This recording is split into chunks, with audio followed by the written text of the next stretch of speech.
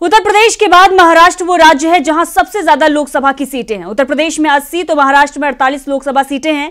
लेकिन चुनाव से पहले एनडीए मुश्किल में दिखाई दे रही है। सीट बंटवारे को लेकर इंडिया गठबंधन में टकराव खुलकर सामने आ गया है, जिससे महाराष्ट्र में बीजेपी की उम्मीदों पर पानी फिर सकता है।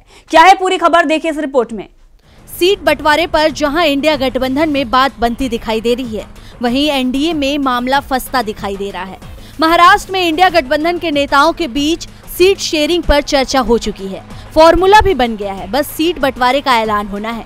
तो दूसरी ओर एनडीए में शामिल तीनों ही दलों के बीच टकराव तेज हो गया है। महाराष्ट्र में महायुति गठबंधन, जिसमें बीजेपी, शिवसेना, शिंदे और एनसीपी का अजित पवार गुट शामिल है, उसमें सीटों के बंटवारे पर सहमति नहीं बन पा रही है। दरअसल बीजेपी 2019 में राज्य की 25 सीटों पर चुनाव लड़ी थी, जबकि 23 सीटें उसने शिवसेना के लिए छोड़ दी थी। बीजेपी इस बार 30 से ज्यादा सीटों पर दावेदारी कर रही है। बीजेपी ने ऐसी 6 सीटों पर भी दावा ठोक दिया है, जहां सांसद शिवसेना का है, जबकि इस बार गठबंधन में शिवसेना के साथ एनसीपी के अजित गुट की भी एंट्री हो चुकी है। उधर शिंदे गुट ने दावा किया है कि तीनों दल उन सीटों पर चुनाव लड़ेंगे जिन पर उन्होंने 2019 में कब्जा किया था। यानी शिंदे गुट ने 18 सीटों पर सीधे सीधे दावा ठोक दिया है, तो अजित पवार गुट की भी 1 दर्जन सीटों पर दावेदारी है।